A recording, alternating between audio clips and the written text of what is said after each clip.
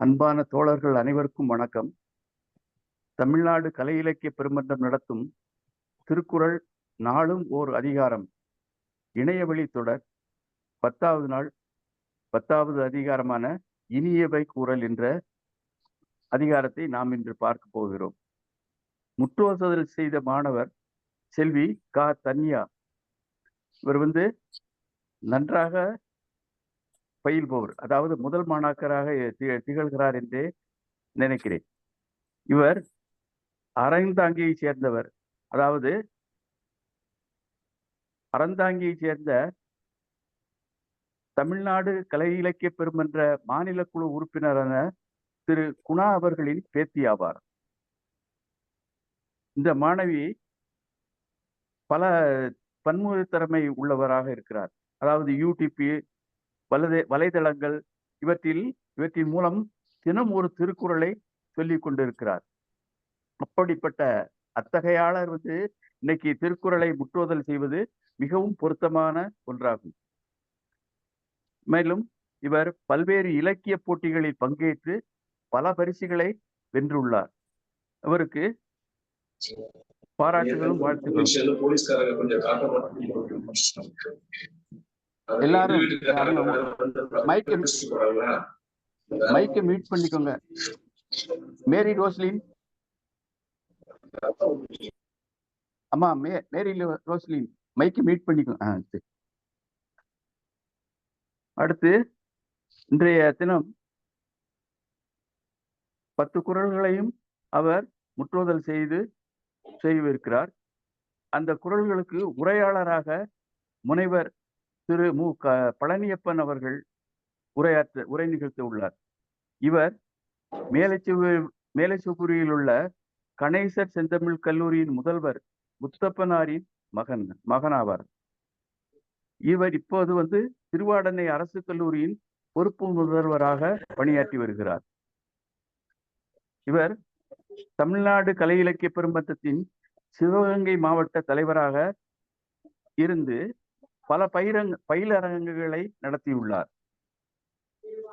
அது ஒரு சிறந்த ஆளுமையான செயலாக தென்படுகிறது. இவர் சங்க இலக்கியங்களிலும் இலக்கணத்திலும் ரொம்ப ஆழங்கால் புலமை பெற்ற ஆளுமையாளர் ஆவார். இவருடைய படைப்புகளை என்று பார்த்தோம் என்றால் 30க்கும் மேற்பட்ட நூல்கள் எழுதியுள்ளார். சிறுகதை, அவற்றில் ஆய்வு நூல்கள், சிறுகதைகள், கட்டுரைகள் என்று பல வகையில் அமைந்துள்ளன. இவர் தொலைக்காட்சி தொடரிலும் வானொலி நிலைய போன்றவற்றிலும் சிறந்த உரையாளராக திகழ்கிறார்.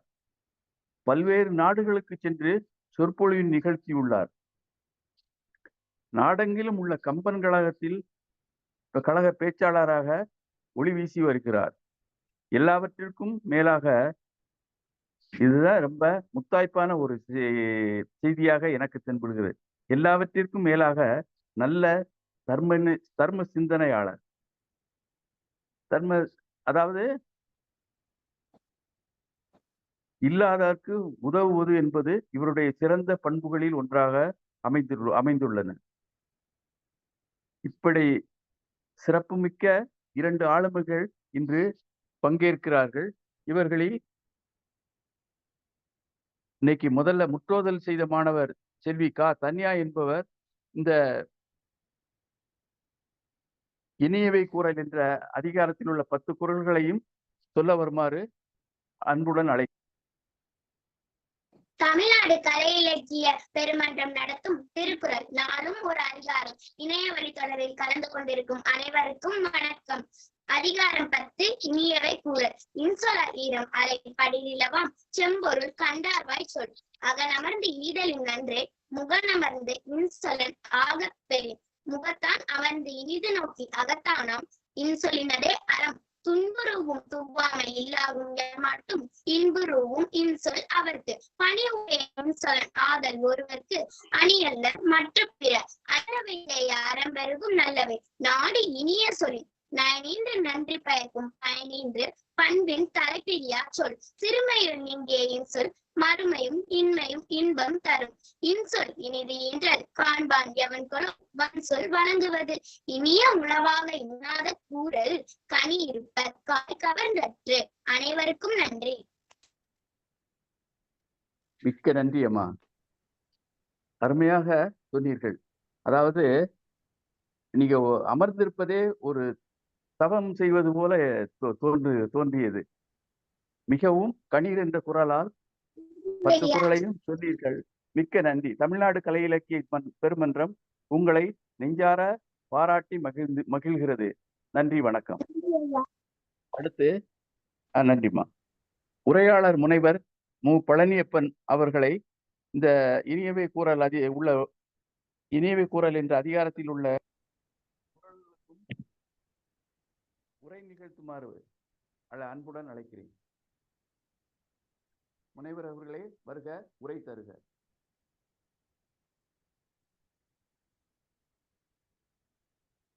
பேரன்பிற்கும் பெருமதிப்பிற்கும் உரிய நண்பர்களே, தோழர்களே, உங்கள் அனைவருக்கும் என்னுடைய பணிவு கலந்த வணக்கத்தை தெரிவித்துக் கொள்கிறேன். மாலை பொழுதில் மிக முக்கியமாக தொடர் நிகழ்ச்சிகளை நடத்தி கொண்டிருக்கிற தமிழ்நாடு கலை இலக்கிய பெருமன்றத்தினுடைய ஆளுமைகளுக்கு என்னுடைய சிரம் தாழ்ந்த வணக்கங்களை தெரிவித்துக் கொள்கிறேன். அதிலும் சிறுகதைகளை எல்லாம் தொட்டு முடித்து இன்றைக்கு திருவள்ளுவருடைய நெறிகளை நம் முன்னாலே கொண்டு வந்து சேர்க்கிற ஒரு அருமையான பணியை தமிழ்நாடு கலை இலக்கிய பெருமன்றம் தொடங்கி கொண்டிருக்கிறது. அதிலும் திருக்குறளை என்றைக்கு படித்தாலும் அது புதிய கவிதையாக விளங்குகிற ஒரு அருமையான அற்புதமான நல்ல கவிதை. அதைவிட அதற்குள் ஒளிந்திருக்கிற தத்துவங்களை, ஒளிந்திருக்கிற உள்ளீடுகளை, அதனுள் ஒளிந்திருக்கிற முத்துக்களை அள்ளி அள்ளி வழங்கினாலும் இன்னும் இன்னும் இன்னும் அதற்குள்ளே இருப்பதை போல நம்மால் தேடிக்கொண்டே இருக்க முடிகிறது. கிடைத்து கொண்டே இருக்கின்றன முத்துக்கள் எல்லாம். அந்த அளவிலே திருக்குறளை மீண்டும் மீண்டும் படிப்பதற்கும், மீண்டும் மீண்டும் ரசிப்பதற்கும், மீண்டும் மீண்டும் நம்முடைய தலைமுறைகளுக்கு எடுத்துச் செல்வதற்குமான ஒரு வாய்ப்பை தமிழ்நாடு கலை இலக்கிய பெருமன்றம் ஒரு சரியான நேரத்தில் தொடங்கி இருக்கிறது. இன்னும் குறிப்பாக சொல்ல போனால் திருவள்ளுவருடைய சிலை நிறுவி அதனுடைய காரணமாக பல இலக்கிய நிகழ்ச்சிகள் நடத்தி கொண்டிருக்கிற அரசு ஒரு புறத்திலும், நம்முடைய திருக்குறள் அமைப்புகளை சார்ந்தவர்கள் பல மாநாடுகள் நடத்தி கொண்டிருக்கிற இந்த வேளையில் மிக முக்கியமாக திருக்குறளை ஒரு புதிய நோக்கில், ஒரு நன்னோக்கில், ஒரு வேண்டத்தக்க நோக்கில் அமைத்து கொடுக்கிற ஒரு வாய்ப்பை தமிழ்நாடு கலை இலக்கிய பெருமன்றம் செய்து கொண்டிருக்கிறது. அதிலும் இந்த தளத்திற்கு வருகிற போது என்னுடைய அந்த தளத்தினுடைய பெயரை பதிகிற போது அரம்ஸ் என்ற அறம் அவர்களுடைய தனிப்பட்ட ஒரு குழு என்பதாக அதனுடைய தொடக்கத்தில் பார்த்தேன். அது எனக்கு முதலில் பார்த்தவுடன் அறம் என்கிற இந்த தளத்தில் பேசுவது என்பதே மிகச் சிறப்பாக இருக்கிறது என்பதை வள்ளுவர் அதனால்தான் அதை முதலில் வைத்தார், அறம் என்பதை. அதிலும் குறிப்பாக இந்த அரங்கத்தினுடைய பெயரும் அப்படி இருப்பதை பார்க்கிற போது நாம் நோக்குவையெல்லாம் அவையே போறல் என்பது போல எங்கு பார்த்தாலும் அறத்தினுடைய சிந்தனைகளை பார்த்து கொண்டிருக்கிறோம். ஏனென்றால் நீங்காத நெடிய பாரம்பரியத்தை தமிழன் அறமாக கொண்டிருக்கிறான். அவனுடைய அறம் என்கிற ஒன்றை வள்ளுவர் வரைமுறைப்படுத்தி தந்திருக்கிறார். தற்போது கூட ஒரு கட்டுரை எழுதுவதற்கான வாய்ப்பை தேடிக்கொண்டிருந்த போது வள்ளுவர் ஏதேனும் செயற்கை நுண்ணறிவை பற்றி சிந்தித்திருக்கிறாரா என்று சொன்னால், செயற்கை நுண்ணறிவை பற்றி வள்ளுவர் சிந்தித்திருக்கிறார் என்பதற்கான பல குறட்பாக்கள் நமக்கு தெரிந்தன. எனைத்தானும் நல்லவை கேட்க என்று நாம் சொல்லுகிறோம். நல்லவற்றை மட்டுமே கேட்க வேண்டும். பெரும்பாலும் இப்பொழுது வருகிற ஏஐ என்று சொல்லுகிற அந்த செயற்கை நுண்ணறிவில் நன்மைக்காக பயன்படுத்த வேண்டும் என்கிற ஒரு முக்கியமான கட்டளையை நாம் முன்வைத்து செயல்பட வேண்டிய சூழல்கள் இருக்கிறது. வள்ளுவர் இதையெல்லாம் உட்படுத்தித்தான் அவர் முக்காலமோ அல்லது எக்காலமோ எல்லாவற்றுக்குமான ஒரு திறந்த சிந்தனையாளராக இருக்கிறார் என்பதை நாம் புரிந்து கொள்ள முடிகிறது. அவருடைய சிந்தனை என்னை பொறுத்தவரை தமிழன் எல்லாவற்றுக்கும் பொருள் தேடிக்கொண்டிருந்த போது, தமிழன் எல்லாவற்றுக்கும் இலக்கணம் தேடிக்கொண்டிருந்த போது, ஒரு நல்ல இலக்கணத்தை தமிழனுக்காக வடித்து கொடுத்தவர். அந்த இலக்கணத்துக்கு முன்னும் பின்னும் கூட யாரும் அசைக்க முடியாத அளவிற்கு வரையறைப்படுத்தியவர் என்பதை நம்மால் பார்க்க முடிகிறது. குறிப்பாக இந்த இன்சொல் என்கிற ஒரு அற்புதமான மையப்பொருளை வைத்திருக்கிற இனியவை கூறல் என்பது ஒவ்வொரு மனிதனுக்கும் எவ்வளவு சிறப்பு வாய்ந்தது என்பதை நான் மீண்டும் மீண்டும் ஒரு 3 நாட்கள் படித்து இன்புறுகிற போது என்னால் உணர்ந்து கொள்ள முடிந்தது. மனிதன் ஒருவனுக்குத்தான் மொழி இருக்கிறது. அவன் ஒருவன்தான் மொழியை வைத்துக்கொண்டு புரிந்து கொள்ளக்கூடிய சமாச்சாரங்களை வைத்துக் கொண்டிருக்கிறான். அவன் மட்டுமே சிரிப்புக்குரியவனாக இருக்கிறான். அவன் சிரித்தால் மட்டுமே பார்க்கின்ற அளவில் இருக்கிறது. நாம் மனிதர்களாக இருப்பதனால் அந்த சிரிப்பினுடைய பெருமை நமக்கு தெரிவதில்லையோ என்னவோ. ஆனால் ஒரு நாயோ அல்லது ஒரு கோழியோ சிரிக்கிறது என்று சொன்னால் அது மிக நகைப்புக்குரியதாக மாறிவிடும். ஆகவே சிரிப்பு என்பதே மனிதனுக்கு ஒரு மிக முக்கியமான ஒரு பெரிய கொடை. அதைவிட இன்னும் பெரும் கொடை என்று என்ன சொன்னால் மொழி. அந்த மொழியிலும் குறிப்பாக அவனுடைய உள்ளத்திலிருந்து வெளிவருகிற சொற்கள் இன்னும் இன்னும் கவனமாக கையாளப்பட வேண்டும். மொழி என்பதை ஊடகம் என்று நாம் சொல்லுகிறோம். மொழி என்பதை ஒரு தொடர்பு சாதனம் என்று சொல்லுகிறோம் என்று சொன்னால் அந்த தொடர்பு சாதனம் இனிமையாக இருக்க வேண்டும் என்பதை வள்ளுவ பெருந்தகை மிக குறிப்பாக அதிலும் அறத்துப்பாலில் இருந்து அவர் சொல்லுகிறார். மிக அழகாக ஒரு யோகம் போல தன்னுடைய ஒப்பனையையும் தன்னுடைய அமைப்பையும் அமைத்துக் கொண்டு கோயில் குணா அவர்களுடைய பாரம்பரியத்திலே வந்து உதித்திருக்கிற அவருடைய பேத்தியாக இருக்கிற அருமை குழந்தை மிகச் சிறப்பாக இந்த திருக்குறளை எல்லாம் முற்றோதுகிற போது அவருடைய மனனத்திலிருந்து நாம் அதை புரிந்து கொள்ள முடிந்தது.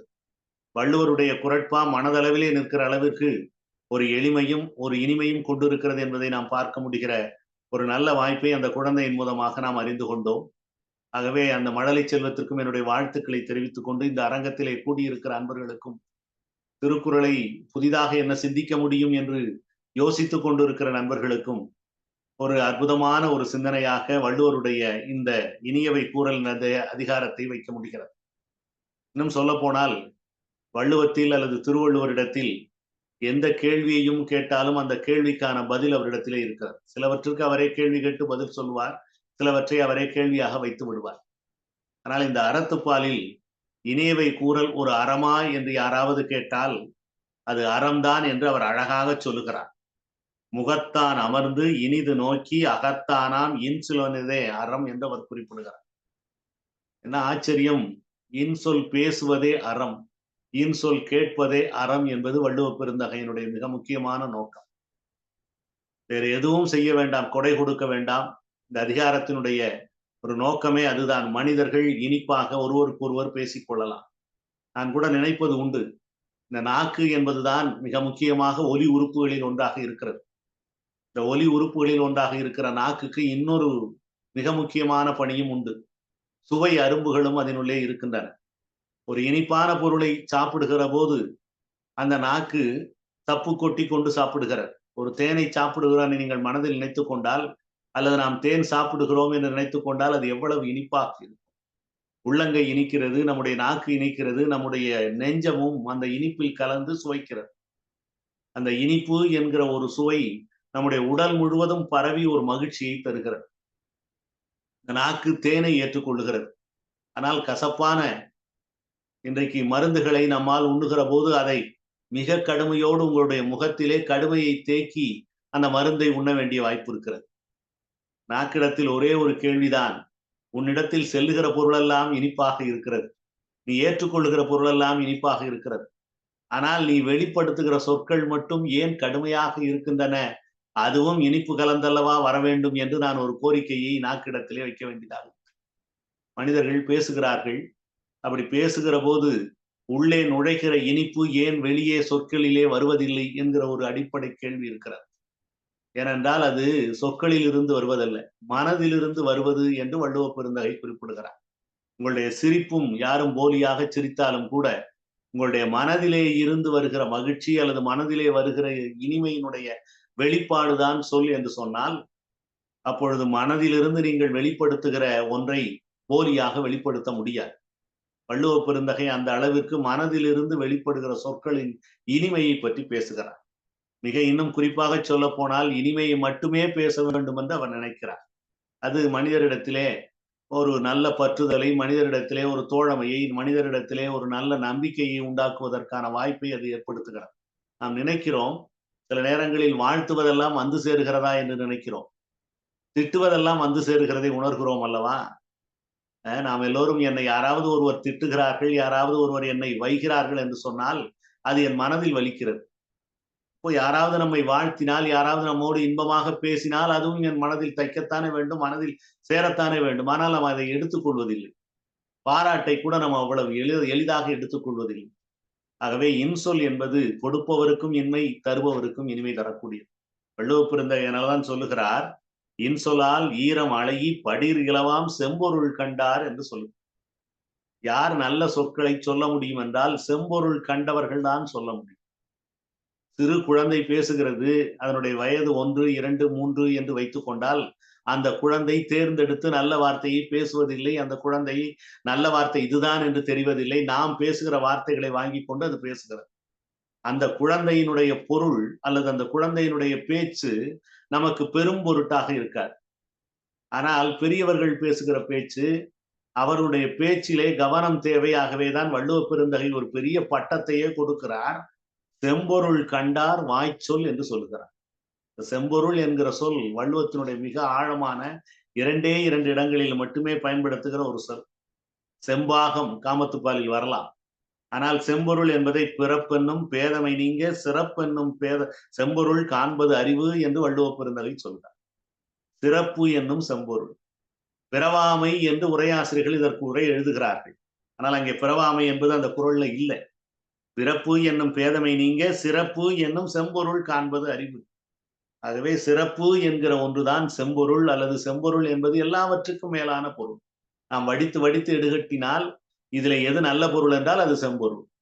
அப்ப அந்த செம்பொருளை உள்வாங்கி கொண்டு பேசுபவர்கள் பேசுகிற பேச்சுதான் இனிப்பான பேச்சாக இருக்க முடியும். நாம் கூட சொல்லுகிறோம், சார் அவங்க ஏதோ அவசரத்துல பேசிட்டாங்க, சார் அவங்க ஏதோ பொருள் இல்லாம பேசிட்டாங்க, சார் அவன் சின்ன பையன் தான், எங்களுக்கெல்லாம் அது வாய்ப்பு உண்டு, கல்லூரிகளில் இது போல பேச்சுக்களை கேட்டுக்கொண்டே இருக்கிறோம். சின்ன பேச்சுகள் அல்லது குழந்தைத்தனமான பேச்சுகளை நாம் எடுத்துக்கொள்வது இல்லை, அவற்றிலே இனிமை கலந்திருப்பது என்பது இல்லை என்பதை வள்ளுவர் ஒத்துக்கொள்ளுகிறார். ஆனால் செம்பொருள் கண்டவர்களாக இருக்கிற அவர்கள் பேசுகிற சொல்தான் இனிமையான சொல் என்றால் அந்த இன்சொல் எவ்வாறு இருக்கும் என்று சொல்கிறார். இன்சொலால் ஈரமழை, அன்பு அதனில் கலந்திருக்கும், ஈரம் கருணை கலந்திருக்கும், பக்குவம் கலந்திருக்கும், கலந்திருக்கிற நல்ல சொற்கள் தான் இன்சொற்கள். அதில் என்ன கலக்காது, ஏதோ ஒரு டிகிரி காஃபி மாதிரி கலப்பு, இத்தனை கலப்பு இல்லை என்பது போல் ஒரு டிகிரி மிகச்சிறந்த கலப்பாக இன்சொல் கலவை அமைந்திருக்கிறது. இன்சொலால் ஈரம் அழகி படிர் இலவாம் செம்பொருள் கண்டார் வாய்ச்சொல்.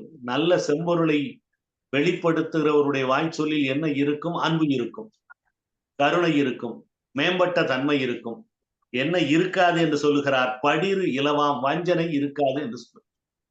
இப்ப நம்ம பேசுகிற பேச்சில் குதர்க்கம், வஞ்சகம் எல்லாம் இருக்கிறது என்று வள்ளுவருக்கே தெரிந்திருக்கிறது. இப்ப வஞ்சனையற்ற பேச்சை பேசுபவர்கள் நல்லவர்களாக இருக்கிறார்கள். நல்லவர்கள் வஞ்சனையற்ற பேச்சை பேசுகிறார்கள். நல்லவர்கள் இனிமையான பேச்சினை பேசுகிறார். அப்ப செம்பொருள் கண்டவர்கள் தான் பொருளிலே உணர்ந்து இந்த பொருளால் என்ன வரும் என்பதை சொல்லுகிற போது அந்த பொருள் உணர்ந்து பேசுகிற பேச்சு தான் இன்சொல்லான பேச்சாக இருக்க முடியும்.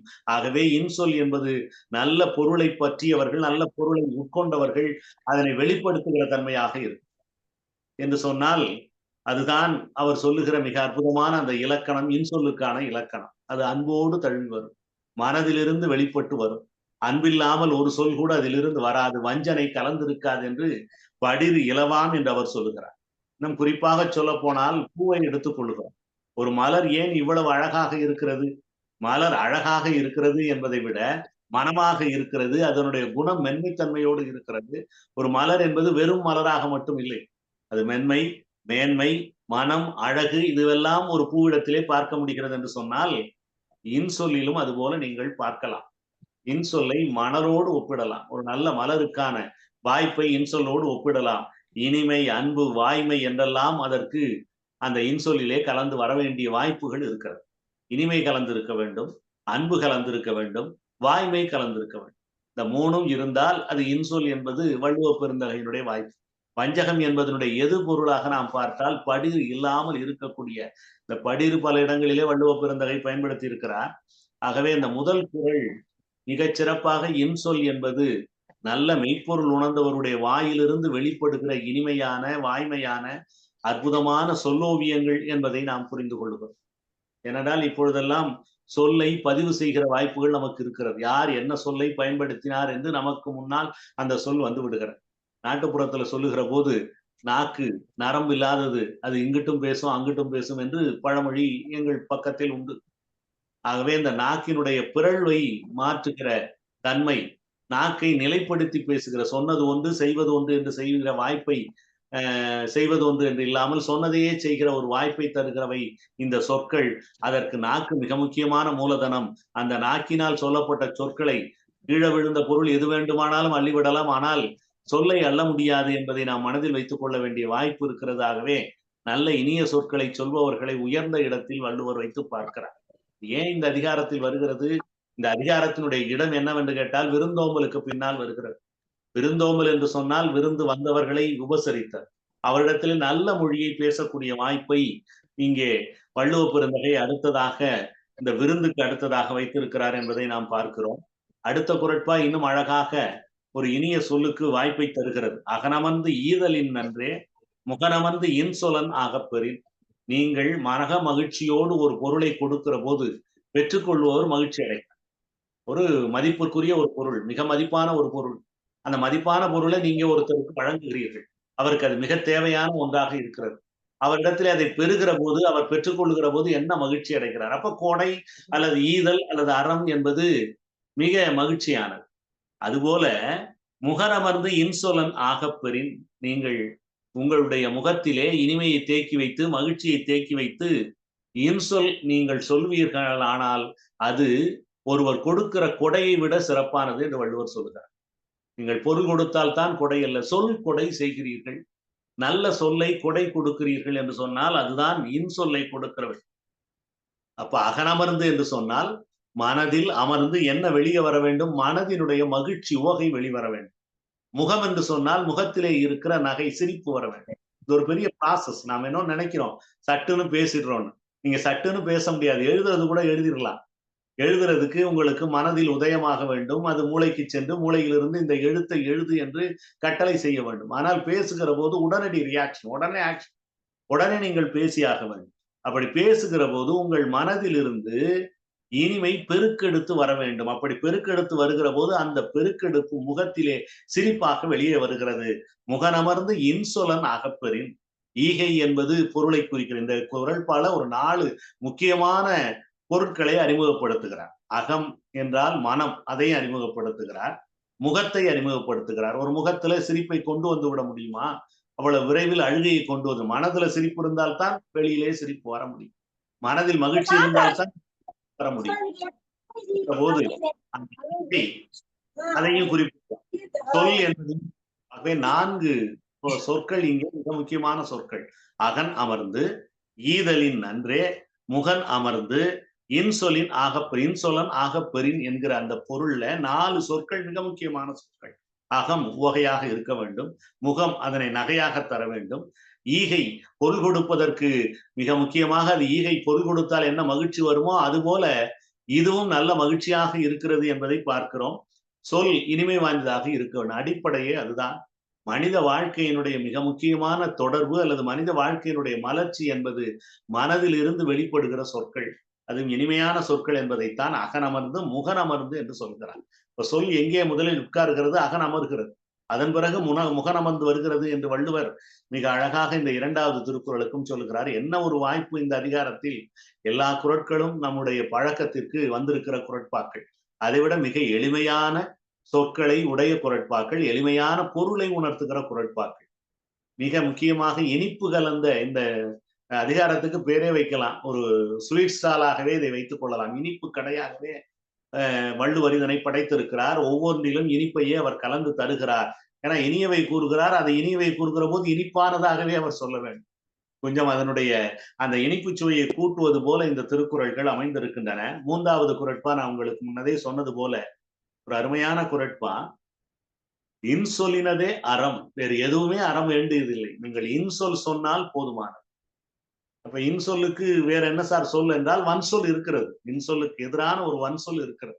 இப்ப இன்சொல் சொல்லுவதே அறம், வேறு எதுவுமே செய்ய வேண்டாம். நீங்கள் சொற்களை சரியாக பயன்படுத்தி இனிப்பாக பயன்படுத்தி மற்றவர்களுக்கு கஷ்டப்படாமல் பயன்படுத்தினால் அதுவே, மற்றவர்கள் துயர்படாமல் பயன்படுத்தினால் அதுவே இன்சொல், அதுவே அறம், உலக அறங்களில் மிகச் சிறப்பானது என்று பேசுகிறார். முகத்தான் அமர்ந்து இனிது நோக்கி அகத்தானாம் இன்சொலினதே அறம். முன் குறளுக்கு அப்படியே ஒரு தலைகீழ் பாடம் இந்த திருக்குறள். அவர் என்ன சொன்னார்? அகனமர்ந்து அதன் பிறகு முகனமர வேண்டும் என்பது முதற் குறட்பாவினுடைய இதனுடைய முன் குறட்பாவில ஆனால் இங்கே முகத்தான் அமர்ந்து இனிது நோக்கி அகத்தானாம் இன்சொல்லினதே அறம். முகத்திலும் உங்களுக்கு சிரிப்பு. சில நேரங்கள்ல முகம் மற்றவருடைய பொருளை மற்றவருடைய சொல்லை வாங்கி கொள்ளும். அது வாங்கி கொண்டு உள்ளே அதனை இனிப்பாக அனுப்புகிறது. மீண்டும் அதிலிருந்து இனிப்பு ஊற்று பிறக்கிறது. அந்த இனிப்பு ஊற்றிலிருந்து நல்ல சொற்களை பயன்படுத்த வேண்டும். நாம் பார்க்கிறோம், பெரும்பாலும் நம் சமுதாயத்தில் பார்க்கிற போது ஒரு ஆணும் பேசிக் கொள்ளுகிற போது இருக்கிற ஈர்ப்பு ஒரு புறத்தில் என்று சொன்னாலும் கூட, ஒரு ஆணும் பெண்ணும் பேசுகிற போது இருக்கிற ஒரு கவனம், அல்லது ஒரு பெண்ணும் ஆணும் பேசுகிற போது இருக்கிற கவனம், நான் இன்னும் என்னை எடை போட சொன்னால் ஆணும் பேசுகிற போது வன் சொற்கள் வந்து விடலாம். ஒரு ஆணும் பெண்ணும் பேசுகிற போது கூட ஒரு வன் சொற்கள் வந்து விடலாம். ஒரு ஆணும் பெண்ணும் சமூகத்தில் பேசுகிற போது அவரிடத்தில் இருக்கிற மரியாதை, அவரிடத்தில் இருக்கிற இன்சொல்லை நம்மால் புரிந்து கொள்ள முடிகிறது. எனவே இன்சொல் என்பது பால் வயப்பட்டதாக கூட இருக்க முடியுமோ?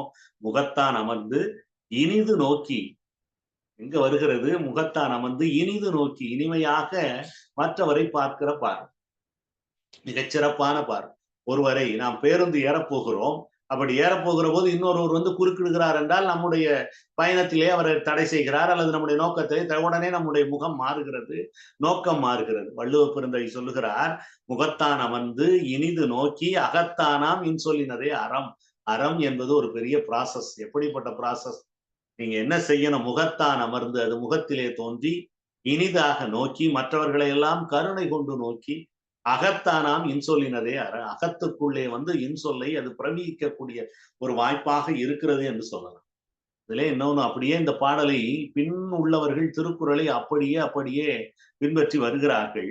ஒரு அறநெறிச்சாரத்தில் ஒரு அருமையான ஒரு குறள், இந்த குறளை மையப்படுத்தி ஒரு பாட்டு இருக்கிறது. இன்சொல் விளைநிலமாக ஈதலே வித்தாக வன்சொல் களைகட்டு வாய்மை எரு ஆட்டி அன்பு நீர் பாய்ச்சி அறக்கதிர் ஈனும் ஓர் பைங்குள் சிறுகாலை செய்.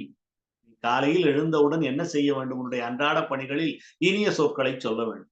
என்ன இனிய சொல்? இன்சொல் விளைநிலமாக. இன்சொல் தான் உன்னுடைய விளைநிலம், அதனுடைய விளைநிலமாக. ஈதல் வித்தாக, உள்ளே கொடுக்க வேண்டும். சொல்லை உற்பத்தி செய்து கொடுக்க வேண்டும்.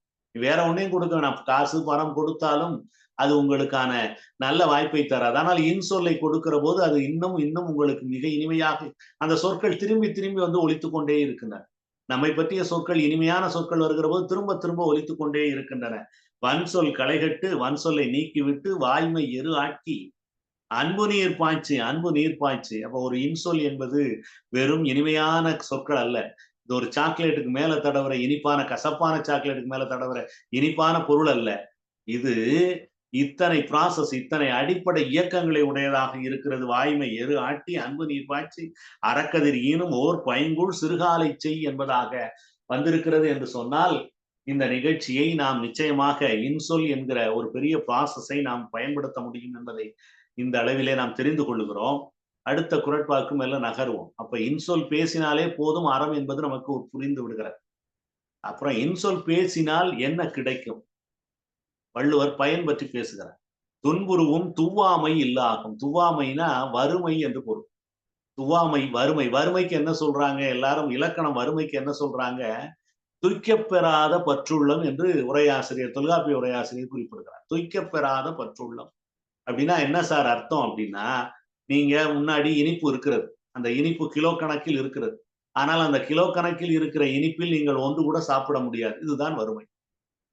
நீங்கள் அப்பொழுது விரதம் காக்கிறீர்கள். அப்போ பற்று உள்ளம், எதனை அனுபவிக்க முடியாத பற்று உள்ளத்தை வறுமை என்று சொல்றோம்.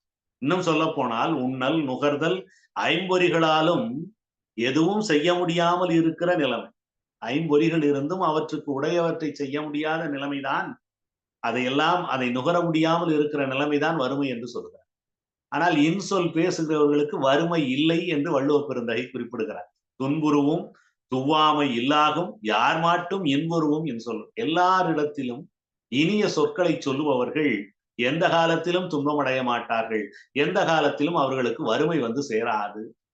இனிய சொற்களை நீங்கள் விளைநிலத்திலே போட்டால் நிறைய பொருட்கள் நமக்கு திரும்ப கிடைக்கின்றன. ஒரு சமூகத்திலே இன்சொல்லினால் நீங்கள் பேசுகிறீர்கள் என்று சொன்னால், இனிய சொல்லர் என்று சொன்னால், நீடுதோறும் இனியர் என்று சங்க இலக்கிய பாடல் சொல்வது போல நீங்கள் நினைப்பதற்குரியவராக மாறுகிறீர்கள். உங்களிடத்திலே துவாமை என்கிற வறுமை வந்து சேராது என்பதை வள்ளுவ பெருந்தகை குறிப்பிடுகிறார். இதுதான் இன்சொல்லினால் கிடைக்கிற பயன். நீங்கள் யோசித்து பார்த்தால் நம் வாழ்க்கையில் இது போல பல பயன்கள் கிடைத்திருக்கலாம். இன்சுலினால் கிடைக்கிற பயன்கள் நம்முடைய வாழ்க்கை அனுபவத்தில் நிறைய கிடைத்துக் கொண்டே இருக்கலாம். கொஞ்சம் மாற்றி சொல்லலாம். ஒரு நிகழ்ச்சி எனக்கு தெரிந்த ஒரே ஒரு நிகழ்ச்சி, அந்த நிகழ்ச்சியினுடைய கடுமை ஒரு நல்ல மன நிகழ்ச்சியோ அல்லது ஒரு சமீபத்தில் ஒரு குழந்தையினுடைய மஞ்சள் நீராட்டு விழாவிற்கு செல்லுகிறோம். அவர்கள் எல்லோரும் மாமன் முறையினர் எல்லோரும் வருகிறார்கள். வந்தவர்கள் ஒரு மாலையை அறிவிக்கிறார்கள். ஒரு மாலை, 2 மாலை, 3 மாலை. இப்பொழுது சின்ன குழந்தையினால் அந்த மாலையை தாங்க முடியவில்லை.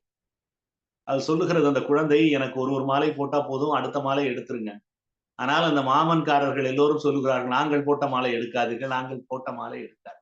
குழந்தை மாலையை சுமக்கிறாள். இப்பொழுது எந்த மாலையை எடுப்பது? அந்த நேரத்தில் ஏதோ ஒரு அந்த குழந்தையினுடைய உறவினர் ஒருவர் சரி ஒரு மாலை எடுக்கலாம் என்று எடுத்து விடுகிறார். எடுத்தவுடன் அந்த மாமக்காரர் வந்து சண்டைக்கு விடுகிறார். ஏன் இந்த மாலையை எடுத்தீர்கள் என்று ஒரு முரண்பாடான ஒரு குரல் கேட்கிறது. எடுத்தவருக்கும் வெல என்று போய் விடுகிறார். சொன்னவரும் பிபில இருக்கிறார். இப்ப என்ன செய்கிறது? பக்கத்தில் இருக்கிற நம்மை போன்ற நானே என்று வைத்துக் கொள்ள இதில் கதாபாத்திரமாக நானே கூட வந்து விட்டாலும் நான் சொல்லுகிறேன், இல்லம்மா நீ ஒரு தடவை மாலை போடணும்னு இருந்திருக்க, அதனால கழட்டிட்டீங்க, மறுபடியும் இன்னொரு மாலை போடுங்கள் என்று சொல்லுகிற போது அந்த கடுமையை நம்மால் குறைக்க முடிகிறது. அந்த இனிமையை நம்மால் வர வைக்க முடிகிறது. சொற்கள் மிகப்பெரிய ஆயுதங்கள். அந்த ஆயுதங்களை நாம் இனிமையாக பயன்படுத்த முடியும். அதை பயன்படுத்தினால் வறுமை வராது என்று வள்ளுவ பெருந்தகை சொல்லுகிறார். சொல்லுக்கும் வறுமை இல்லை, பொருளுக்கும் வறுமை இல்லை, இன்பத்திற்கும் வறுமை இல்லை என்பதை நாம் பார்க்கிறோம். அதுபோல இன்சொல் மட்டும் இல்லாமல் பணிவும் கலந்து விட்டால் நீங்கள் தான் இந்த உலகத்திலே மிக விரும்பக்கூடிய மனிதராக இருப்பீர்கள். அதிகமாக உங்களுடைய தளத்துக்கு ஃபாலோயர்ஸ் வரக்கூடியவர்களாக இருப்பவர்கள் யார் என்றால் இன்சொல்லும் பணிவுடையவராக இருக்கிறவர்கள். பணிவுடையான் இன்சொலன் ஆதல் ஒருவருக்கு அணியல்ல மற்ற பிற. இந்த உடம்புக்கு என்னென்னவோ அணிந்து கொள்ளுகிறோம். பல விஷயங்களை நாம் அணிந்து கொள்ளுகிறோம். மோதிரம் அணிகிறோம், காலில் மெட்டி அணிகிறோம், எல்லாவற்றையும் அணிந்து கொள்ளுகிறோம். இதையெல்லாம் அணி என்று சொன்னால் அவையெல்லாம் அணி அல்ல. உண்மையான நகை எது என்று சொன்னால் உண்மையான மனிதனுக்கான நகை மெய் நகை. நீங்கள் மெய்யில் போடக்கூடிய நகையெல்லாம் நகை அல்ல, உடம்பிலே போடக்கூடிய நகையெல்லாம் நகை அல்ல. மெய் நகை எது என்று சொன்னால் உண்மையாக சொன்னால் அவர் சொல்லுகிறார், பணிவுடையன் இன்சொலன் ஆதல் ஒருவருக்கு அணியல்ல மற்றவர. பணிவும் இன்சொல்லும் தான் மிகச்சிறந்த அணிகலன்கள். நீங்கள் அணிந்திருக்கிற எல்லா அணிகலன்களை விட மிகச்சிறந்த அணிகலன்களாக இருப்பது பணிவுடைமையும் இன்சொல்தலும் ஆகும். இன்சொல் சொல்லுதலும் மிகச் சிறப்பாக குறிப்பிடுகிறார் என்று சொன்னால் மெல்ல நகர்ந்து நாம் 5வது குறளுக்கு நகர்ந்திருக்கிறோம். இந்த 6வது குறள் அல்லவை தேய. இந்த குறட்பா நமக்கு வரவேற்பு வாசகமாக இருக்கக்கூடிய ஒரு வாழ்க்கை.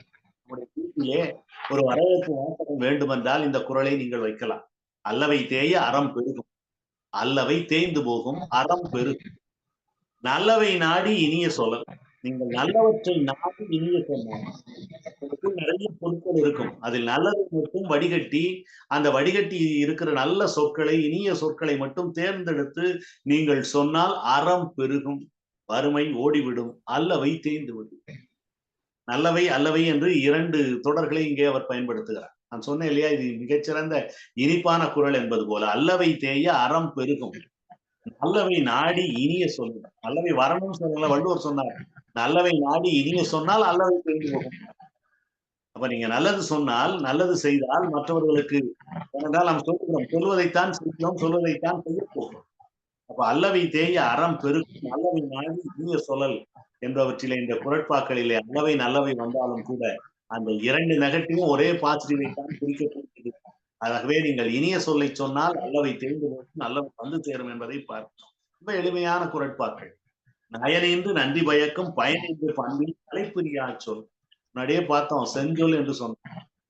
இப்ப என்ன சொல்லுகிறார்? மிக அழகாக தலைப்பிரியா சொல் என்று சொல்லுகிறார். அதனுடைய தலைமை பண்பை விட்டு பிரியாத சொல் என்று சொன்னால் இனிய சொல். அதற்கான சொற்களிலே இனிமையான சொற்களுக்குத்தான் தலைமை பண்பு உண்டு. அந்த தலைமை பண்புடைய சொற்களை நீங்கள் பயன்படுத்துவது நயன் என்று நன்றி பயக்கும் பயன் என்று நல்ல பண்புடைய நல்ல சொற்களை, தலைபுரியாத சொற்களை, பண்பான சொற்களை நீங்கள் சொன்னால் என்ன கிடைக்கும்? நயன் என்று நன்றி பயக்கும், உண்மைகள் கிடைக்கும். நயன்னா என்னென்ன நயன் கிடைக்கும்? சொன்ன நயன்கள் என்னென்ன? லாபம், செல்வம், நன்மை, நீதி, இன்பம், உறவு, இது போல பல இன்பங்கள் கிடைப்பதற்கு வாய்ப்பு உண்மையான நயன் சொல்லால் கிடைக்கும் என்று பார்க்கிறோம். அன்பு கனிந்து, அறிவு சுரந்து, அறம் கலந்து, பொருள் பொழிந்து, இன்பம் நிறைப்பன சொற்கள்.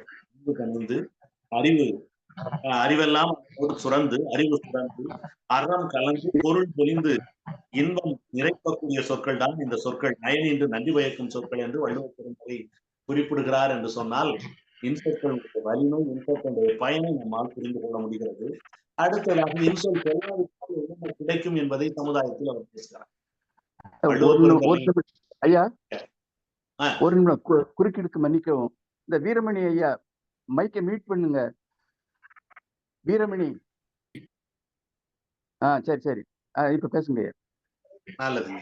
அதனால இன்சொற்களுடைய வாய்ப்பை நாம் தினம் தினம் கேட்பதற்கான ஒரு வாய்ப்பு இந்த அரங்கம் ஏற்படுத்தி கொண்டிருக்கிறது. ஆகவே அதை தொடர்ந்து 8வது குறட்பாக்களுக்கு மெல்ல நகரனாய் இருக்கிறேன். சிறுமையுள் நீங்கிய இன்சொல் மறுமையும் இம்மையும் இன்பம் தரும். இன்சொல்லினுடைய பயன் அவர் சொல்லிக்கொண்டே போகிறார். இம்மையும் அதுல இந்த குறட்பால ஒரு வித்தியாசம் இருக்கிறது. சிறுமையுள் நீங்கிய இன்சொல் மறுமையும் இம்மையும் இன்பம் தரும்னார். அது ஏண்டா மறுமைன்னு சொன்னா உரையாசிரியர்கள் எழுதுகிறார்கள் மறுபிறவி. அதை ஏண்டா முதல்ல சொன்னார்? ஏன்னா இப்ப பிறவி நல்லா இருந்தா தானே மறுமைக்கு போக முடியும்.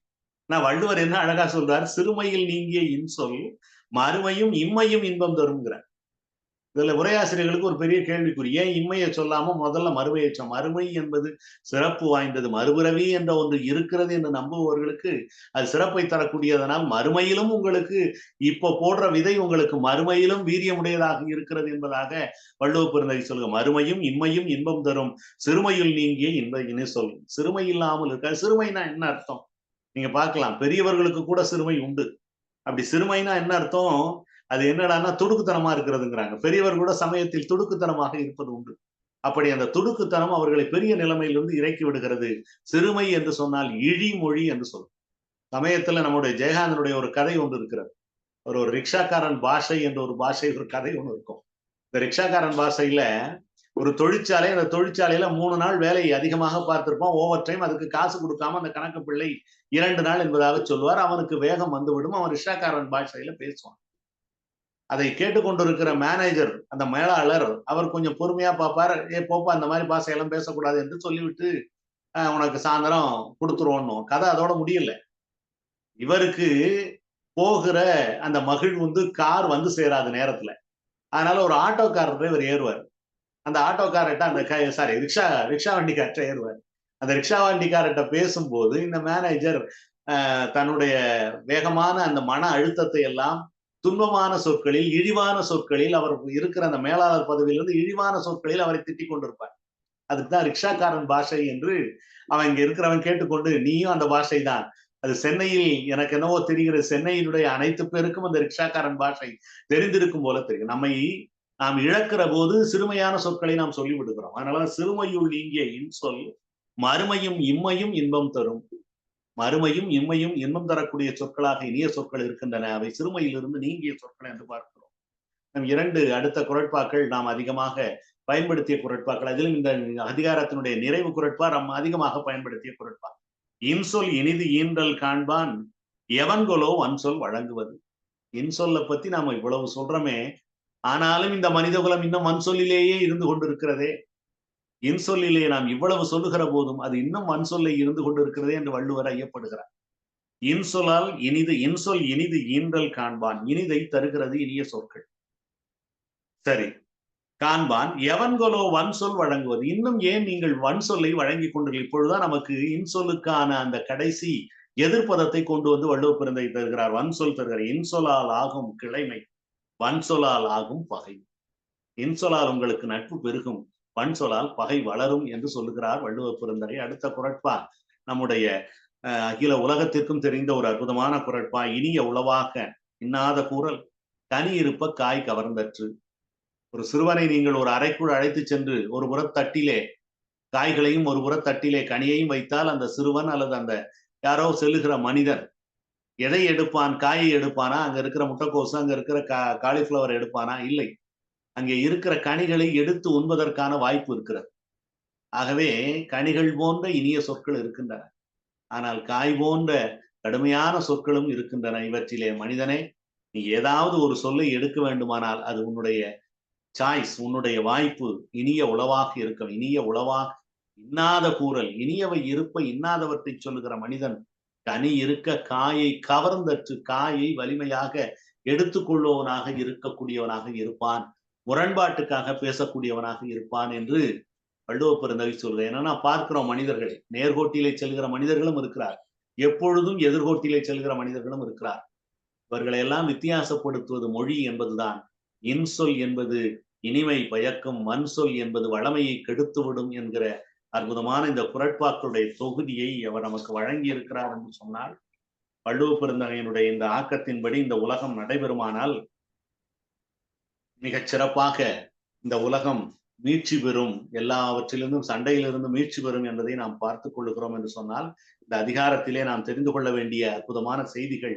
இன்சொல் புனிதமான இனிமை உடையது, ஈதலினும் இன்சொல் உயர்ந்தது, தருமம் இதனால் தழைத்து வளரும், வறுமை மறுவாமல் வளமாக வாழலாம், பணிவு இன்சொல் இரண்டும் இனிய அணிகள், இனிய சொல் பெரிய அறம், நயனும் பயனும் இதனால் விளையும், இம்மையிலும் மறுமையிலும் இன்சொல் நன்மை தரும், வன்சொல் வாழ்வின் பாழ், இன்சொல் அமுது, வன்சொல் நஞ்சு.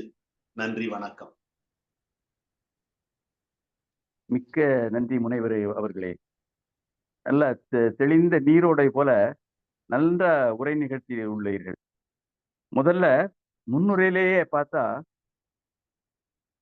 ஆய்வு நோக்கில் முன்னுரை வழங்கினீர்கள், பல மேற்கோள்கள் காட்டினீர்கள். அது செயற்கை நுண்ணறிவு பற்றியெல்லாம் திருக்குறள் சொல்லி இருக்கிறதா என்று கேட்டு அதற்கு ஒரு மேற்கோளும் சொன்னீர்கள். எனைத்தாரும் நல்லவை செய்க, அதுல நன்மையும் இருக்கு. பொதுவான நவீன கருவிகள் எல்லாம் நன்மையும் இருக்கு தீமையும் இருக்கு, அதுல நன்மையை மட்டும் எடுத்துக்கோங்க அப்படின்னு சொன்னதெல்லாம் முத்தாய்ப்பாக இருந்தது. பிற ஒரு குறளுக்கும் இன்னொரு குறளுக்கும் தொடர்புபடுத்தி பேசியது ரொம்ப அருமையா இருந்துச்சு. உங்களுக்கு தமிழ்நாடு கலை இலக்கிய பெருமன்றம் நெஞ்சார்ந்த நன்றியை தெரிவித்துக் கொள்கிறது. அடுத்து பின்னூட்டம் வழங்க பின்னூட்டத்தால் பெருமை சேர்க்கிற மேனாள் பொதுச் செயலாளர் வர்றீங்களா? ஏன் வாங்க, உரையில பின்னூட்டம் வழங்க. வாங்க.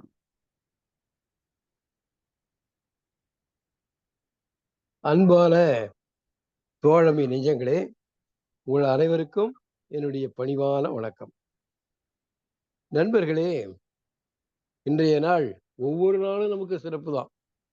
கலை இலக்கிய பெருமன்றத்தை பொறுத்தவரையில் இந்த திருக்குறளை மட்டுமில்ல, ஏற்கனவே கதைகளை சொன்னோம். அழகிரி சாமியினுடைய கதைகள், கீராவினுடைய கதைகள், தமிழொழியினுடைய கதைகள், இதெல்லாம் சொல்லி முடிச்சுட்டு நேர 2000 ஆண்டுக்கு பின்ன போய் தமிழருடைய மிகப்பெரிய பெருமையாகிய திருக்குறளை எடுத்துக்கொண்டு இன்றைக்கு நாள்தோறும் ஒவ்வொரு அதிகாரம் சொல்லி கொண்டு வருகிறோம். இன்றைக்கு 10வது அதிகாரம். 100 குறள் இன்னைக்கு முடிஞ்சிருச்சு. 10வது அதிகாரம்.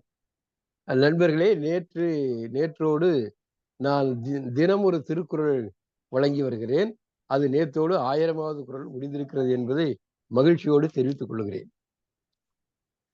சரி, அது இருக்கட்டும். நம்ம பேராசிரியர் முத்தப்பன் பழனியப்பன் அவர்கள் திருக்குறளை எப்படி பார்க்க வேண்டுமோ அப்படி பார்த்து, எத்தகைய இன்சொற்களால் திருக்குறளை பற்றி விளக்க வேண்டுமோ அத்தகைய இன்சொற்களால் விளக்கி, திருக்குறளே ஒரு அறநூல், அதுல இனிய சொற்களை பேசுவதே அறம் என்கிறார் வள்ளுவர். வள்ளுவர்கிட்ட இருக்கிற சிறப்பு என்னன்னா, அவர் எடுத்துக்கொண்ட பொருள் எல்லாம் அறத்தோடு சேர்த்து சொல்லுவார். இதை மட்டும் இல்லை, இனிய சொல் மட்டும் இல்ல, பின்னாடி நீங்க வந்தீங்கன்னா ஒவ்வொரு நல்லதையும் அறம்லேயே சொல்லுவார். எவையெல்லாம் வாழ்க்கைக்கு நன்மை தருகின்றனவோ, எவையெல்லாம் நல்லனவோ அவையெல்லாம் அறம். அதுல இனியவை குறள்ன்ற அதிகாரம் மிக ஒரு சிறப்பான அதிகாரம். திருக்குறளுக்கு அழகு சேர்க்கிற அதிகாரம். எப்படி நம்ம ஒரு குறளை சொல்ற பாருங்க, இன்சொல்லும் இனிமையான சொல்தான் பணிவுடையன் இன்சொலனாதல் ஒருவருக்கு அணி இல்ல மற்றும் பணிவுடையவனாக இருப்பதும் இனிமையான சொற்களை கூறுவதும் தான் ஒருவருக்கு அணிகலன்கள். மற்றவை எல்லாம் அணிகலன்கள் என்ன சொல்றாரு பாருங்க. இது திருக்குறளுக்கே அணிகலனாக விளங்கக்கூடிய அதிகாரம். அவ்வளவு சிறப்பானது. ஏன்னா வாழ்வியல என்ன அழகா சொல்ற பாருங்க. வாயிலிருந்து வரக்கூடிய சொற்கள் இனிமையான சொற்களாக இருக்க வேண்டும் அப்பா. ஏய்யா உனக்கு இனிமையான சொற்களும் தெரிஞ்சிருக்குது, கடுமையான சொற்களும் கடிஞ்சொற்களும் வன் சொற்களும் தெரிஞ்சிருக்குது. அப்ப ரெண்டும் தெரிஞ்சிருக்கும் போது இனிய சொல்லியே பேசலாம் இல்ல? ஏன் கடிஞ்சொல்ல பேசுற? தட்டிலே காயும் இருக்கிறது, கனியும் இருக்கிறது. எவனாவது போய் கனியை ஒதுக்கிட்டு காயை எடுப்பானா? கனி தானே உண்ணுவான். அப்படி இருக்கிற போது உனக்கு இனிய சொற்கள் அறிந்திருக்கும் போது நீ இனிய சொற்களைத்தானே கூற வேண்டும். அதுதானே சிறந்தது. பாருங்க, இம்மைக்கும் மறுமைக்கும் பயன் தருவது இனிய சொல், வறுமை இல்லாமல் இருப்பது இனிய சொல், வாழ்க்கைக்கு வளம் சேர்ப்பது இனிய சொல், அறமாக விளங்குவது இனிய சொல் கூறுவது. இப்படி இனிய சொற்களினுடைய அருமையை, பெருமையை, அவசியத்தை வள்ளுவர் இந்த 10 குறளில அழகாக புரிந்திருக்கிறார். ஒவ்வொரு குறளுக்குமே ஒரு புத்தகம் எழுதலாம். அந்த அளவுக்கு ஆழ்ந்த பொருளுடைய குறட்பாக்களிவைகள். இதை நம்ம முத்தப்பன் பழனியப்பன் ஐயா அவர்கள் மிக அருமையாக, சிறப்பாக, நுண்மான் நுழைவுலத்தோடு எளிய மொழியிலே எல்லாருக்கும் புரிந்து மகிழ்ச்சி அளிக்கும் விதத்திலே ரொம்ப இனிமையாக எடுத்துரைக்கிறார். அவருக்கு நம்முடைய அன்பும் வாழ்த்துக்களும். அதற்கு முன்னே அருணா குணா என்ற அந்த சிறுமி, நம்முடைய பேத்தி, மிக அருமையாக குரல்களை நம்ம சிவசுப்ரமணியா சொன்ன மாதிரி தவம் செய்கிற நிலையில இருக்கிற மாதிரியே இருந்துகிட்டு கட கட கட கடன்னு சொல்லிட்டாங்க.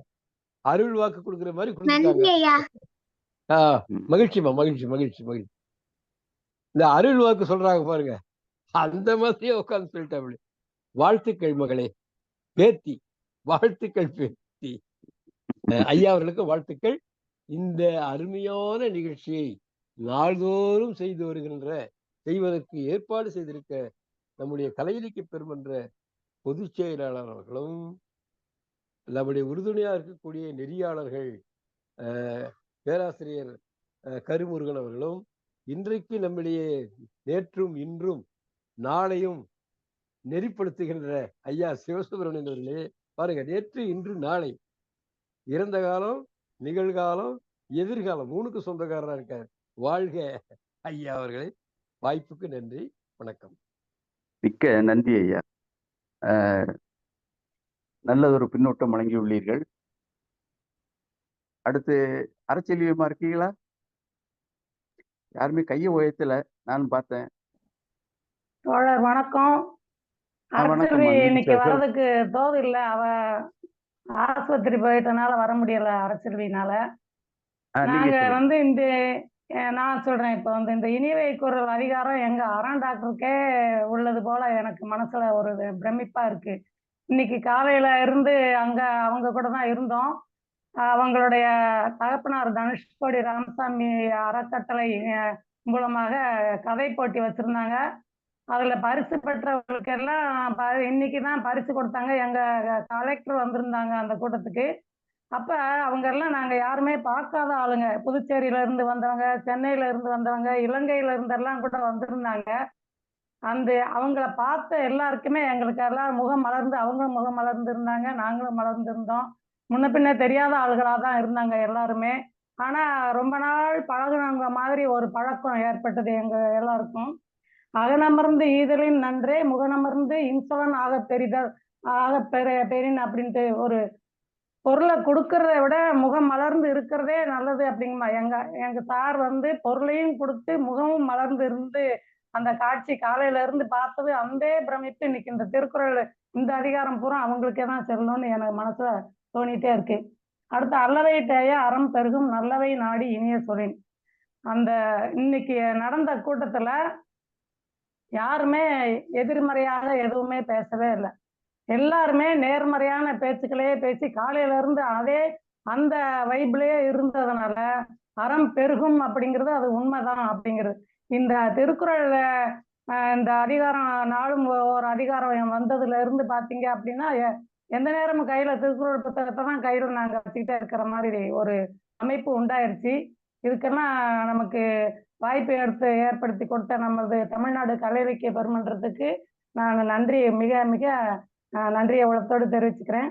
அந்த முற்றோதல் செய்த மாணவி அவருக்கும் வாழ்த்துக்களை தெரிவித்துக் கொள்கிறேன். இந்த நன்றி ஐயா அம்மா. இன்னைக்கு சொன்ன முனைவர் ஐயா வந்து சின்ன குழந்தைகளுக்கு புரியுற மாதிரி நல்ல அருமையாக ரொம்ப யதார்த்தமா அந்த உரைகளை சொன்னாங்க. மிகவும் சிறப்பாக இருந்தது. அனைவருக்கும் என்னுடைய நன்றிகளை தெரிவித்துக் கொள்கிறேன். நன்றி.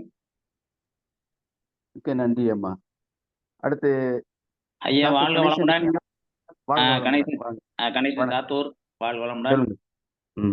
முதலாவதாக இன்று நெறிப்பிடித்துக் கொண்டிருக்கின்ற ஐயா சிவசுப்ரமணிய ஐயா அவர்களுக்கு வாழ்த்துக்களும் நன்றிகளும் பாராட்டுகள் வணக்கமும். நம்ம தனியா குழந்தை வந்து திருக்குறளை முற்றோதல் செய்தது அவ்வளவு இனிமையாக ஒரு குளிர்ச்சி தரும்பும் தன் அப்படின்னா குளிர்ச்சின்னு நம்ம சொல்லிக்கலாம். அந்த மாதிரி ஒரு அருமையா சொன்னாங்க. அந்த குறளை வந்து அந்த முற்றோதல் செய்தது அதை கேட்டுக்கொண்டே இருக்கலாம். அவர்களுக்கு என்னுடைய மனமார்ந்த பாராட்டுக்கள். அதே போல இந்த திருக்குறளை வந்து இனிமே இந்த குறளை ஐயா பழனியப்பன் அவர்கள் பாத்தீங்கன்னா சொல்லுவாங்கல்ல, குட்டுப்பட்டாலும் மோதிர கையில குட்டுப்படணும்னு சொல்லுவாங்கல்ல, அதே மாதிரி இந்த குறளை வந்து இவ்வளவு இந்த 10 குறளை இந்த அதிகாரத்தை வந்து இவ்வளவு எளிமையாக இவ்வளவு இனிமையாக இப்படி சொற்களை பயன்படுத்தி விளக்க முடியுமான்னு எனக்கே ஒரு ஆச்சரியமான விஷயம் தான். திருவள்ளுவர் வந்து குறளை எழுதியிருக்கிறாரு. அது வந்து எல்லாமே புரியக்கூடிய வார்த்தைகள் தான், புரியக்கூடிய சொற்கள் தான், இனிமையான சொற்கள் தான். வந்தாலும் இதையும் இந்த 10 குறளையுமே இவ்வளவு விளக்கி சொல்ல முடியும்னா இப்பேற்பட்ட பழனியப்பன் ஐயாவுடைய குரலைத்தான் நம்ம கேட்டுக்கணும். நான் வந்து இன்னைக்கு ஏற்கனவே கொஞ்சம் லேட்டா வந்தேன், ஒரு 10 நிமிஷம் லேட்டா தான் வந்தேன். அவருடைய அந்த விளக்கத்தை வந்து முழுவதுமா கேட்டதுல வந்து எனக்கு மன திருப்தி. ஒன்னே ஒண்ணு ஐயாட்ட வந்து கேட்கணும்னு நினைச்சிட்டு இருக்கேன். அதாவது ஐயா சொன்னாங்கல்ல, அதாவது இப்போ ஒரு குறள்ல வந்து அகனமர்ந்து அப்படின்னு சொல்லி அந்த குறள் ஆரம்பிக்குது. அதுக்கு உல்டாவாக அடுத்த குறள் வந்து முகனமர்ந்துன்னு இருக்கு. இந்த 2 குறளில் உள்ள அர்த்தங்களும் வார்த்தைகளும் சொற்களும் வந்து ஒரே பொருளை மட்டும்தான் கொடுக்குதுன்னு நம்ம நினைச்சிட்டு இருக்கிறோம்.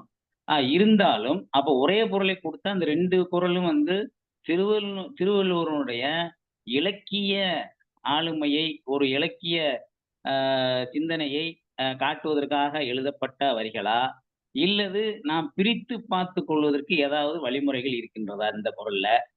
இன்னொன்னு என்னன்னா, இன்னொன்னு நான் ரொம்ப ஆச்சரியமாக கேட்டுக்கொண்டேன். அந்த வறுமையை பற்றி சொல்றாரு பார்த்தீங்களா? வறுமை என்பது வந்து நம்மளுக்கு எல்லாமே தெரியும். ஒரு குடும்பத்துல வறுமை இருக்கு, பொருட்கள் இல்ல, செல்வம் இல்ல, வறுமை இருக்குண்ணா. ஆனா அந்த வறுமையை எதெல்லாம் வறுமை அப்படின்னு சொல்லி ஒரு புதுவிதமான விளக்கத்தை வந்து நான் இன்னைக்கு தான் ஐயாட்ட கேட்டிருக்கேன். ரொம்பவும் சிறப்பா இருந்துச்சு. அந்த அந்த விளக்கத்தை கேட்க வந்து ரொம்ப இனிமையாக இருந்தது. ரொம்ப சந்தோஷமா இருக்கு, மகிழ்ச்சியா இருந்தது. வாழ்க வளமுடன். வணக்கம், வாழ்த்துக்கு நன்றி. மிக்க நன்றி. வேற யாராவது பின்னூட்டம் வழங்குறீங்களா? தோழர் வணக்கம். சொல்லுங்க தோழர். தோழர்களே வணக்கம். இன்றைக்கு முற்றோதல் சென்ற மாணவி தன்யா அவர்களுக்கு தமிழ்நாடு கலை இலக்கிய பெருமன்றம் சார்பாகவும் என் சார்பாகவும் மனமார்ந்த வாழ்த்துக்களை தெரிவிச்சுக்கிறேன். இளம் தோழர், நீங்க நல்லா நன்றிடா, நல்லா சொன்னீங்க, அருமையா சொன்னீங்க. திருக்குறள்ல நீங்க எல்லாம் படிச்சீங்கன்னா நல்லா உங்களுக்கு அறிவாற்றல் வளரும். நீங்க தொடர்ந்து எல்லா அதிகாரங்களையுமே நீங்க எல்லாம் படிக்கணும் அப்படிங்கறதே இந்த நேரத்துல நான் சொல்லிக்கிறேன். சரிங்க ஐயா. அடுத்து இன்றைக்கு நம்மளுடைய உரையாளர் பேராசிரியர் பழனியப்பன் தோழர் அவர்கள் ரொம்ப அற்புதம். நம்ம என்ன சொல்லணுங்கிறத ஒவ்வொருத்தரா சொல்லிட்டாங்க. நம்முடைய மேனால இருந்து நம்ம சாத்தூர் தோழர் வரைக்கும். உரையாசிரியர் பேராசிரியர் அவர்களே, உங்களுடைய உரை ரொம்ப தெளிவா இருந்தது. புரியாதவங்களுக்கும் புரியுற மாதிரி இருந்தது. ரொம்ப ஒரு மனதுக்கு திருப்தியா இருந்தது. அந்த 10 குறள்களையும் நீங்க எந்த ஒரு ஆசிரியர்களுடைய இதெல்லாம் இல்லாம எல்லாத்தையும் படிச்சிருப்பீங்கன்னு எனக்கு தெரியும். ரொம்ப உள்வாங்கிக்கிட்டு ரொம்ப எளிய முறையில, ஏன்னா இது வந்து யூடியூப்ல 100 வருஷம்னாலும் கிடக்கும். இப்போ நீங்க எல்லாம் எல்லா குறளுக்குமே நீங்க வந்து எல்லா அதிகாரத்துக்குமே நீங்க சொல்லக்கூடிய ஆற்றலுடைய மாதிரி தெரியுது. நீங்க தமிழ்ல நல்ல புலமை பெற்றவங்க மாதிரி தெரியுது. அதனால ரொம்ப அற்புதம். நீங்க எல்லாம் எங்களுடைய கலை இலக்கிய பெருமன்றத்துக்கு எல்லா விதத்திலையும் நீங்க ஆதரவா இருக்கணும். உங்களுடைய தமிழ் சேவையும் தொடரணும். எங்களுக்கு நீங்க ஆதரவா இருக்கணும். ரொம்ப உண்மையிலேயே மனமாற உங்களை நாங்கள் வந்து பாராட்டுகிறோம், வாழ்த்துகிறோம். நன்றிங்க. நன்றி நன்றி நன்றி. மிக்க நன்றி பாலு சார். அதாவது அவர் வந்து தமிழ்நாடு பின்னூட்டம் வழங்க வேற யாராவது இருக்கீங்களா?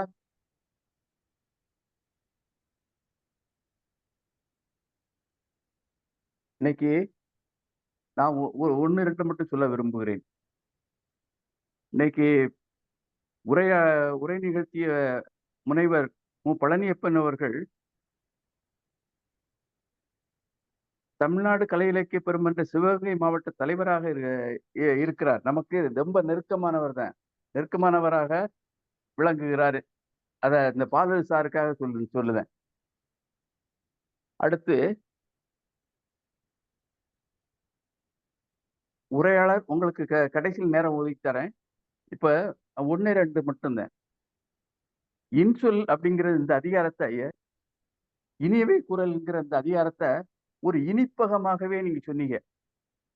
அது ரொம்ப அருமையா இருந்துச்சு. இந்த இனிப்பகத்தில் என்னெல்லாம் இருக்கு, என்ன இனிப்பு எல்லாம் இருக்குங்கிறத நானு பட்டியல் போட்டு தரேன்.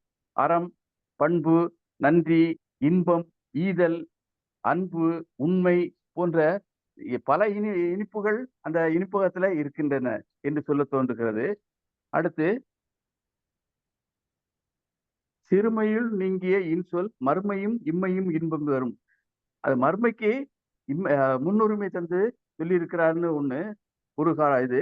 இன்னொன்னு இலக்கணத்துக்காகவும் அப்படி சேர்த்திருக்கிறார் என்று சொல்ல தோன்றுகிறது. திருவள்ளுவர் அப்படி சேர்த்திருக்கிறார். அடுத்து இந்த மறுமை அப்படிங்கிறதுக்கு என்னோட கருத்து என்னன்னா, நமது சந்ததி தான் மறுமை அப்படின்னே நான் சொல்ல தோன்றுகிறது. நமது சந்ததி தான் மறுமை. இம்மைங்கிறது நாம, மறுமைங்கிறது நம்ம சந்ததி. நம்ம நல்லது செஞ்சா நம்ம சந்ததிக்கும், அதாவது மறுமைக்கும் நன்மை கிடைக்கும். நம்ம கெட்டது செஞ்சா மறுமைக்கும், அதாவது நம்ம சந்ததிக்கும் கெட்டது கிடைக்கும். இது திருவள்ளுவர் சொல்லியிருக்கார ஒரு குறள்ல, தோன்றீர் புகழோடு தோன்றுக. அது சபைகள்ல தோன்றுறது. மாபெரும் சபைதனில் நீ நடந்தால் உனக்கு மாலைகள் விழ வேண்டும் அப்படின்லாம் சொல்லியிருக்காங்க. இருந்தாலும் தோன்றீர் புகழோடு, தோற்றம் அப்படின்னாலே பிறப்புங்கிறதே சொல்லுவோம், இது பண்ணுவோம். பிறக்கும் போதே புகழோடு தோன்றுறது அப்படின்னா என்ன, அவங்க பெற்றோர் வந்து புகழுடையவர்களா இருந்திருக்காங்க அப்படிங்கிறது. அதனால இம்மை மறுமைங்கிறத நான் சொல்ற கருத்து பொருத்தமா இருக்கும் என்று நினைக்கிறேன். என்னுடைய கருத்து, அது தனிப்பட்ட கருத்து. மிகவும் இந்த நிகழ்ச்சி ரொம்ப அருமையாக முத்தாய்ப்பாக விளங்கியது. நிறைவாக ஐயா முனைவர் பழனியப்பன் அவர்கள் ஏதாவது சொல்லணும்னு விரும்புறீங்களா? சொல்லுங்க. ஒரு சில வினாடிகள் மட்டும் எனக்கு வேணுங்கய்யா. சொல்லுங்க. மகிழ்ச்சி. மிக கூர்ந்த கவனிப்போடு என்னுடைய பேச்சை கேட்டிருந்த அத்தனை பேருக்கும் என்னுடைய நன்றி.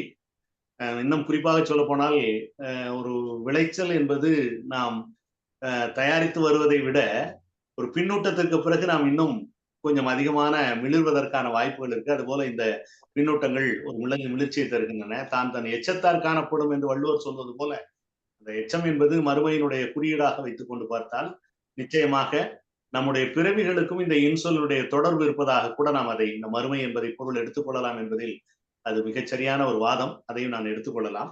அதுபோல இன்னொரு அற்புதமான ஒரு கவனிப்பு இதில் நிகழ்ந்தது. நான் கூட பேசும்போதுதான் அந்த முரண்பாட்டை நான் புரிந்து கொண்டேன். இந்த உரை நிகழ்த்தும் போது, முகத்தான் அமர்ந்து இனிது நோக்கி அகத்தானாம் இன்சொல்லினதே அறம் என்ற ஒரு குறள். அதில் முகம் தொடங்கி அகத்துக்கு போகிறது இன்சொல்.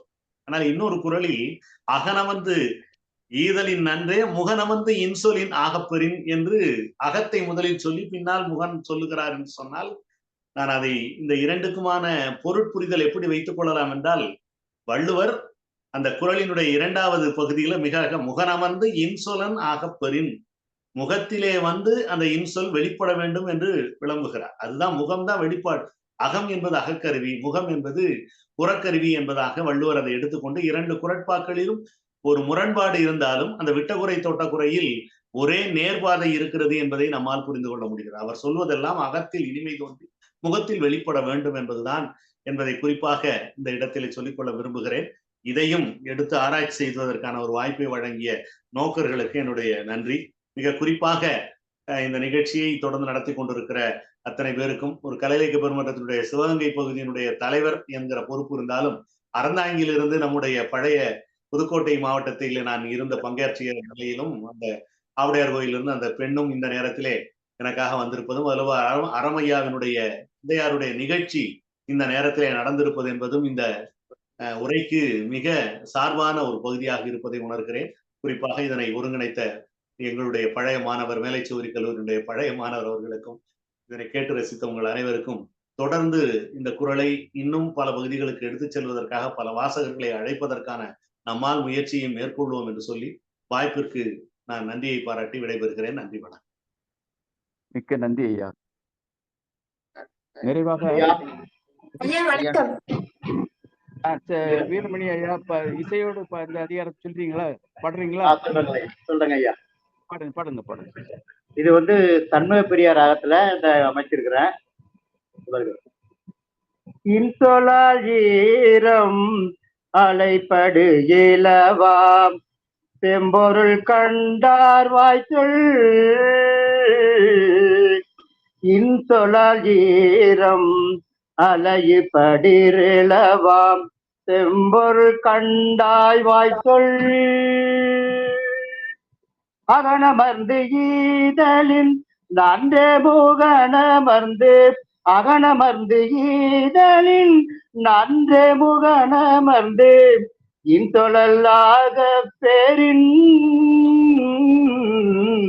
இன்சொல்லாக பேரின் இன்சொலால் ஈரம் அலைப்படிரளவாம் செம்பொருள் கண்டார் வாய்ச்சொல் முகத்தானமர்ந்து இனிது நோக்கியகத்தானாம் இன்சொல் இனிதரம் தும்புருவும் தோவாமை இல்லாகும் யார் மாட்டும் இம்புருவும் இன்சொலவர்க்கு பணிவுடையன் இன்சொலன் ஆதல் ஒருவருக்கு பணிவுடையன் இன்சொலன் ஆதல் ஒருவருக்கு அணியல்ல மற்ற பிற அல்லவை தேய அறம்பெருகும் நல்லவை நாடிகினிய சொல்லின் நயனீன்று நன்றி பயக்கும் பயன் என்று பண்பின் தலையாப்பி சொல் திருமையில் நீங்கிய இன்சொல் மறுமையும் இம்மையும் இன்பம் தரும் இன்சொல் நீந்தல் காண்பான் எவர் போல பன்சொல் வழங்குவது இனிய உளவாக இன்னாத கூறல் கனியிருப்ப காய் கவர்ந்தது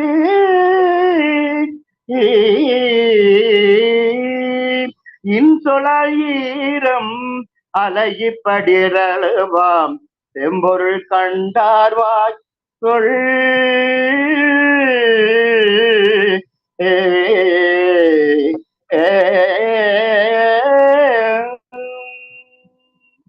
வாய்ப்புக்கு நன்றி. மிக்க நன்றி. அதாவது இந்த இனியவை கூறலுக்கு இசையோடு இனிமையை சேர்த்திருக்கிறீர்கள். சண்முக பிரியா ராகத்தில் அடியொட்டி பாடுவதாக சொன்னீர்கள். உங்கள் மேல் எல்லோரும் பிரியம் உடையவர்களாக ஆகிவிட்டோம். மிக்க நன்றி. தமிழ்நாடு கலை இலக்கிய பெருமன்றம் உங்களை போன்றவர்களை பெறுவதற்கு ஒரு பெரிய அறம் செய்திருக்க வேண்டும். அறம் அவர்கள் இதை கேட்டுக்கொண்டிருப்பார்கள் என்று நினைக்கிறேன். நீங்கள் நீடூடி வாழ்க, இசை தருக, நீடூடி வாழ்க என்று நன்றியையும் சொல்லி ஆமாங்க, தினமும் பாடுறேன். 1330 குரலையும் அந்த இசை வடிவில கொண்டு வரணுங்கிறது என்னுடைய எண்ணம். நேற்று கூட பொதுச் செயலாளர் உங்களை கேட்டாப்ல, நீங்க வேற ஒரு நிகழ்ச்சியில இருந்ததுனால வர முடியல, பாடி அனுப்பியிருந்தீங்க. எல்லாம் அருமையாக இருக்கிறது. ஆமா ஆமா தோழர் வீரமணி தோழர் அவர்களுக்கு வாழ்த்துக்கள்.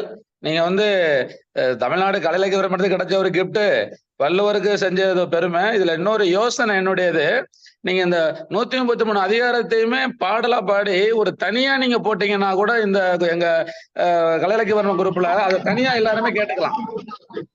இல்ல அதான் என்னுடைய செய்யணும்னு ஒரு எண்ணம். இந்த நிகழ்வுல 1-2 பாடிக்கலாம். தனியாவே நீங்க பாடுனீங்கன்னா அது தனியாவே கிடைக்கும். அது எப்போதுமே அந்த எனக்கு திடீர்னு ஒரு பாடல பஸ்ல போகும்போது டிராவல்ல போகும்போது உங்க வாய்ஸ் ரொம்ப அருமையா இருக்கு. அதனால நீங்க தனியாவே இதை வந்து நீங்க ஒரு பதிவு மாதிரி போட்டா நல்லா இருக்கும். கண்டிப்பா கண்டிப்பா உங்களுடைய ஆதரவோட நான் செஞ்சு தரேன். நெறியாளர் அவர்களே வணக்கம்.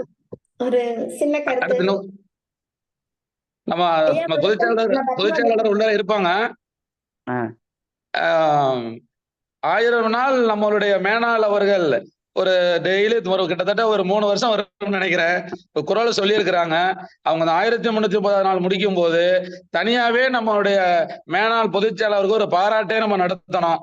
ஏன்னா அது ஒரு மிகப்பெரிய ஒரு விஷயம். அது இதுக்காக வேலை மெனக்கட்டு ஒரு தொய்வு இல்லாம யாரும் கேட்கறாங்களோ கேட்கலையோன்னு நினைச்சு செஞ்சிருக்காங்க இல்லையா? அதை தனியாவே அவங்க ஒரு பாராட்டு விழா மாதிரி நம்ம இணையத்திலேயோ இல்ல நேராவோ நடத்தணுங்கிறதையும் நம்ம பொதுச் செயலாளருக்கு ஒரு வேண்டுகோளை வைக்கிறேன். நன்றி. உங்களுடைய அருமையான கோரிக்கை வந்து ரொம்ப அருமையானது. எல்லாரும் ஏற்றுக்கொள்வார்கள் என்று நினைக்கிறேன். அடுத்து பத்மகுரு டீச்சர் பின்னூட்டம் வழங்குறீங்களா? சொல்லுங்க. தமிழ்நாடு கலை இலக்கிய பெருமன்ற தோழமைகள் அனைவருக்கும் எனது இனிய வணக்கம். நம்ம நெறியாளர் ஐயா சொன்னாங்கல்ல, இம்மை மறுமை அப்படிங்கறதுல மறுமை அப்படிங்கிறது அடுத்த பரம்பரை அப்படின்னு, அதுக்கு பொருத்தமா இன்னொரு திருக்குறளுமே நம்மளுக்கு நினைவுக்கு வருது. கல்வியில ஒருமைக்கண் தான் கற்ற கல்வி எழுமையும் ஏமா புடைத்து அப்படிங்கிறது மரபியல் சார்ந்தே அது வந்து வருது. அடுத்த 7 பிறவினா 7 தலைமுறைகள், அடுத்தடுத்த தலைமுறைகளுக்கு மரபணுக்கள் கடத்தப்படுவதன் வாயிலாக நம்மளுடைய குணநலன்கள் எல்லாம் அடுத்த தலைமுறைக்கு வந்து சேரும். அந்த இனியவை கூறலுமே அந்த மாதிரிதான் மறுமை அடுத்த தலைமுறைக்கு சென்று சேருது அப்படிங்கிற கருத்தை பதிவு பண்ணணும்னு விரும்புறேங்கய்யா. தன்யஸ்ரீ பாப்பாவுக்கும் இன்னைக்கு உரை நிகழ்த்திய உரையாசிரியர் கடைசியா திருக்குறள் எல்லாத்தையுமே ஒரே ஒரு லைன்ல அவங்க வந்து தெளிவா சுருக்கமா ஒரு கருத்து சொன்னாங்க. அதுக்கு அவங்களுக்கு மிகச்சிறந்த வாழ்த்துக்களும் வணக்கங்களும். மேலாள் பொதுச் செயலாளர்கள் இதுவரை பின்னூட்டம் அளித்த அனைவருக்கும் என்னுடைய நன்றிகள். மிக்க நன்றி டீச்சர். அதான் மர்மங்கிறது அடுத்து நம்ம சந்ததி, எழுமைங்கிறது நம்ம 7 தலைமுறைகள். அதுதான் சரியானது. அடுத்தடுத்த தலைமுறை. ஆமா, அதுதான் சரியானது. சரிதான். அடுத்து இம்மை மறுமை அப்படிங்கிறது நமக்கு குறுந்தொகை பாடல்ல வந்து சொல்லுவாங்க, மறுமையும் சொல்றது அது அடுத்த பிறவியை குறிக்கும். குறுந்தொகையில அடுத்த பிறவியை குறிக்கும், திருக்குறள்ல அடுத்த தலைமுறையை தான் குறிக்கும். அப்படின்னா ஐயாவோட வந்து போகிறேன்னு நினைக்கிறேன். நன்றிங்க ஐயா. நன்றிங்க. அடுத்து நிறைவுரையாற்ற தமிழ்நாடு கலை இலக்கிய பெருமன்ற பொதுச் செயலாளர் டாக்டர் அறம் அவர்களை அன்போடு அழைக்கிறேன். தோழர்கள் அனைவருக்கும் வணக்கம். இன்றைய தினம் மிக சிறப்பானதாக இருக்கு. ஒவ்வொரு நாளும் சிறப்பானதாக இருக்கு. இன்றைக்கு கூடுதலாக சிறப்போடு இருக்கிறது. அருணா மிக அருமையாக கடகடன்னு சொல்லி முடிச்சாங்க. அந்த குழந்தைக்கு வாழ்த்துக்கள். எல்லா குறளையும் படித்து திருக்குறள் மொத்தத்தையும் முற்றுதல் செய்ய வேண்டும். செய்வியா? சரி, செய்யணும். இங்க வந்து இன்னைக்கு ஒரு 2 பிள்ளைங்க வந்திருந்தாங்க. 9th ஸ்டாண்டர்ட் படிக்கிற அக்கா. அவங்க வந்து சிலப்பதிகாரத்தை 5600 வரி அத அப்படியே சொல்றாங்க. அத மாதிரி நீயும் முயற்சி பண்ணணும். சரிங்க ஐயா, முயற்சி பண்றீங்க. வாழ்த்துக்கள். இன்னைக்கு தோழர் முத்தப்பன் பழனியப்பன் அவர் நம்ம தோழர். அவர் வந்து அவங்க அப்பாவே கலை இலக்கிய பெருமன்றத்துல செயல்பட்டு இருக்காங்க. முத்தப்பன் ஐயாவும் அவங்க இவர புதுக்கோட்டையில செயல்பட்டு இருக்காங்க. நம்ம இப்ப சிவகங்கை மாவட்ட தலைவர், தமிழ் பேராசிரியர். அவருடைய இன்னைக்கு அந்த குரல் சொன்ன அப்படியே கேட்டுக்கிட்டு இருந்தோம்னா இவரே ஒரு 1330 குரலையும் ஒரு நம்ம ரவீந்திர பாரதி தோழரை போல இவரும் அந்த குரல்களை எல்லாம் மிக சொற்கள் ஒவ்வொன்றும் மிக தேர்ந்தெடுத்து செதுக்கிய சொற்களாக இருந்தது. மிக அருமையான உச்சரிப்போடு மிக ஒவ்வொரு குரலையும் மிக மிக ரசித்து சொல்லியிருந்தேன். அதுக்கப்புறம் கூட திருப்பி கூட அந்த இதெல்லாமே ஒரு அகமுகம் இதெல்லாமே அப்புறம் அந்த மறுமை இதெல்லாம் ஏன் முதல்ல சொன்னார், இம்மையை சொல்லாம ஏன் மறுமையை சொன்னார் அப்படின்ற ஒரு ஆய்வு நோக்கோடும் கூட மிக அருமை. இன்னைக்கு வந்து அந்த சொன்னதெல்லாம் டீச்சர் இன்னைக்கு சொல்லியிருந்தாங்க. இன்னைக்கு நிகழ்வு நல்லா இருந்தது. இந்த குரலுக்கு மாவட்ட ஆட்சியரும் ஒரு உதாரணமாக இருப்பார். யார்கிட்டையும் சிரிச்சு பேசுறது, யாரையும் கடிஞ்சு பேச மாட்டாரு. இந்த மாதிரி எல்லாம் செயல்படுறது. நமக்கு சில இதுல துன்புருவும் தூவாமை இல்லாதும் யார் மாட்டும் இன்புருவும் இன் சொல்லா இருக்குன்றது. வள்ளுவர் இதுல கொஞ்சம் ஓவரா சொல்லிட்டாரோ அப்படின்னு கூட இருக்கும். நெருப்பினுள் துஞ்சலும் ஆகும் நிரப்பினுள் யாதொன்றும் கண்பாடு அரிதுன்னு ஒரு இடத்துல சொல்றாரு. நெருப்புல கூட இல்ல இருந்துடலாம். ஆனா வறுமையினால வயிறு எரியறப்ப ஒரு நொடி பொழுது கூட அப்படி இருக்க முடியாதுன்னு சொன்ன வள்ளுவர் இன்னைக்கு இனிய சொல் சொல்லிட்டு இருந்தா கூட போதும். வறுமையினால் வரக்கூடிய துன்பம் தெரியாதுன்னு சொல்றாரு. இது கொஞ்சம் வள்ளுவர் இன்சொல்லை இன்சொல்லலை கூடுதலாக வலியுறுத்துவதற்காக கொஞ்சம் கூடுதலாகவே சொல்லிவிட்டாரோன்ற ஒரு இது இருக்கும் இருப்பார். ஆனால் பொதுவாக இந்த வன்சொல்லை தவிர்த்து இன்சொல்லை சொல்லிக்கிட்டு இருந்தால் குடும்பத்திலும் சரி, நம்மை சுற்றியுள்ளவர்களிடம் சரி, நாம் பல மனபேதங்களை குறைக்க முடியும். ஏனால் நாவினால் சுட்ட வடு அதற்கு காரணமானது வன்சொல் மிக பெரிய உறவு பிரிவினைகளை எல்லாம் தரக்கூடியதாக இருக்கிறது. அந்த இன்சொல்லை மிக அருமையாக அது எவ்வாறு அறமாக இருக்கிறது, பண்பாக இருக்கிறது, நட்பாக இருக்கிறது, மறுமை இம்மை இதுக்கெல்லாம் செயல்படக்கூடியது.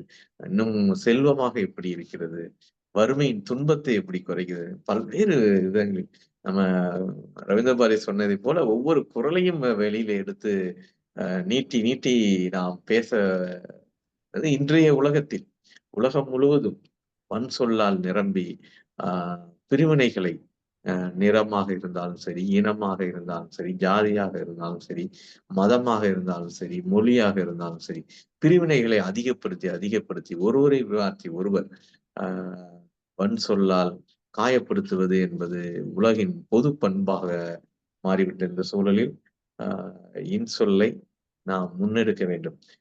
வீரமணி தோழர் சொன்ன மாதிரி அவங்க முழு பாடல்களையும் நம்ம ஜூம் இணைப்பு இருக்குது நமக்கு அந்த ஜூம் இணைப்பு 1 மணி நேரத்துல அவர் ஒரு 10 அதிகாரத்தை பாடினால் அப்படி ஒரு மிக விரைவாக கூட நாம் முடித்து விடலாம். ஒரு 10 நாள்ல 20 நாள்ல கூட அவருடைய முழு இதையும், ஏன்னா ஜூம்ல இருக்கும்போது வீடியோ ரெக்கார்டிங் மிக கிளியரா கிடைச்சிருது. அதை நம்ம அப்படியே யூடியூப்ல கூட ஏத்தலாம். ஒவ்வொரு அதிகாரத்தையும் ஒரு இசையோடு பாடும்போது இன்னும் அதற்கு அழகு கூடுகிறது, நம் மனதுக்குள் செல்கிறது. அந்த முயற்சியை அவர் செய்வதாக இருந்தால் நாம் இணைப்பு வழங்கி அந்த ரெக்கார்ட் செய்து எல்லாம் யூடியூபில் ஏற்றி நாம் பதிவிடலாம். மற்றபடி மறுமை அப்படின்றது கண்டிப்பா செய்வேன். நீங்க சரின்னு சொன்னீங்கன்னா நம்ம இணைப்பு போட்டு கொடுக்குறோம். 1 மணி நேரத்துல கூட 10 குறள 10 அதிகாரத்தை உங்களால் பாட முடியும்னு நினைக்கிறேன். ஏன்னா ஒரு 3-4 நிமிஷத்திலேயே ஒரு அதிகாரத்தை முடிச்சிடுறீங்க. அப்ப நாம உங்களால் 10 அதிகாரமாக ஒரு முடிந்தால் ஒரு 15 நாளைக்குள்ள இதை முடிச்சிட முடியும். இப்படி வேற யாரும் பண்ணிருக்காங்களா? இந்த குரல் வளம் இசை அறிவோடு பாடியினால் இன்னும் சிறப்பாக இருக்கும். அது உங்களிடம் நிறைய இருக்கிறது, அதனால அதை நீங்கள் செய்ய வேண்டும். அப்புறம் மறுமை பத்தி சிவசுப்ரமணியம் ஐயா சொன்னாங்க. வள்ளுவர் எந்த படைப்பையும் அந்த படைப்பு வந்த காலத்தில் உள்ள நம்பிக்கைகளோடு அந்த சமூகத்தோடு நாம் இது, ஆனால் இன்றைய தூரம் சரி அப்படி ஒரு இன்னொரு மறுபிறவி இருக்கு என்ற நம்பிக்கையை இன்றைக்கு யாரும் நம்ப தயாராக இருக்க மாட்டாங்கன்னு நினைக்கிறேன். இன்னைக்கு பெரும்பாலான இது இன்னைக்கு அந்த மாதிரியான இது நிலையில் இல்லை. ஆனால் அப்போது நமக்கு ஒரு விளக்கம் சொல்வதற்கு வேணால் மறுமை என்பது நம்மளுடைய சந்ததிகளை சொல்றதுக்கு ஒரு அருமையான இன்றைய சூழலில் அந்த வார்த்தை என்னவாக நாம் எடுத்துக்கொள்ளலாம் என்ற விதத்தில் அதையும் நாம் ஏற்றுக்கொள்ளலாம். அனைவருக்கும் நன்றி. மிக்க நன்றி பொதுச்செயலாளர்களே. நாளைய நிகழ்வு சொல்றீங்களா? சரி, நாளைய நிகழ்வு நம்ம வாட்ஸ்அப்ல வரும். ஐயா சொல்லிடுறேன் ஐயா. சொல்லுங்க சார். நாளைய அதிகாரம் செய் நன்றி அறிதல். முற்றோதல் செய்யக்கூடிய மாணவி வந்து மு தைலாஸ்ரீ, அரசு மேல்நிலைப்பள்ளி என் சுப்பையாபுரம், விருதுநகர் மாவட்டம். உரையாளர் வந்து நமது விருதுநகர் மாவட்டத்தைச் சேர்ந்த மாவட்ட செயலாளர் தோழர் வா நவநீத கிருஷ்ணன் அவர்கள் உரையாளர். மிக்க நன்றி. நன்றி. நன்றி. பொதுச் செயலாளர் அவர்களே, நம்ம அந்த லிங்க் என்ன இந்த பதிவு பண்ணதெல்லாம் நம்ம குரூப்ல வரல, யூடியூப்ல வந்துருச்சு. நம்ம குரூப்ல அந்த லிங்கை போட்டா மத்தவங்க பார்க்க கொஞ்சம் எளிமையா இருக்கும். ஃபேஸ்புக் லிங்கா? ஆமா, நம்ம இந்த லிங்க் தான் நம்ம குரூப்ல போடணும்ல, ஒரு ரெக்கார்ட் 2 பண்ணது நாளா லிங்க் அடுத்த போடல. நாள். 2-3 நாளா போடல. நான் இன்னைக்கு போட்டுறேன். இந்த வேலைகள் இன்னைக்கு உள்ள நிகழ்ச்சி வேலைகள் நடக்க முடியல. நான் இன்னைக்கு போட்டேன். சரி. அறம் எனக்கும் போடலாமே அறம். கட்டாயம் கட்டாயம். வாட்ஸ்அப் எனக்கு லிங்க் யாரு பேசுறீங்க? வீரமணி. கட்டாயம் கட்டாயம் கட்டாயம் கட்டாயம் எனக்கு கட்டாயம் நான் செய்வேன். ராவண ஐயா அதுல இருந்து நான் இரவல் வாங்கி உங்களை அந்த குழுல இருக்கீங்களாயா அந்த இதுல? இல்ல இல்ல இல்ல இல்ல அவர் ராவண ஐயா தான் அவரு இணைச்சிடுறேன். நம்ம போட்டு விடுறேன். நான் போட்டுறேன். இணைச்சு விட்டீங்கன்னா நான் அறம் அறம் சைமனுக்கு போடணும். சைவன் சொல்றா. சரி சரி சரி. சைவன் சொல்ல நீங்க பெருமன்றாஜ்ல இருப்பீங்கல்ல? இதுல இல்லையே. எதுலையுமே இல்ல. எதுலையுமே இல்ல. ஓ சரி சரி சரி. ராவணையா ராணையா லிங்க் அனுப்பினாரு. நான் வாட்ஸ்அப்ல இருந்து இப்படி ஜாயின் பண்ணிக்கிறேன். வேற அவ்வளவு நான் அனுப்பிடுறேன். நம்பரை எனக்கு சொல்லிட்டோம்னா நம்ம இன்னைக்கு இணைச்சு விட்டுலாம். முருகன் தோழர் இணைச்சிருவாங்க. வீரமணி ஐயா நீங்க உங்க நம்பர் சொல்லுங்க. 90 80 80 80 35 35 86 86 82 82. சரியா. சைமன் தோழர் நீங்க உங்க இதுல பெருமன்றாஜ்ல நீங்க இல்லையா? இல்லப்பா. நம்பர் சொல்லுங்க. 9444 9444 08 08 66 66 30. சைமன் அவர்களும் மிகச்சிறந்த பாடகர். அவரும் இந்த முயற்சி எல்லாம் எடுக்கலாம். சரி சரி சரி சரி சரி. மிக்க நன்றி தோழமைகளே.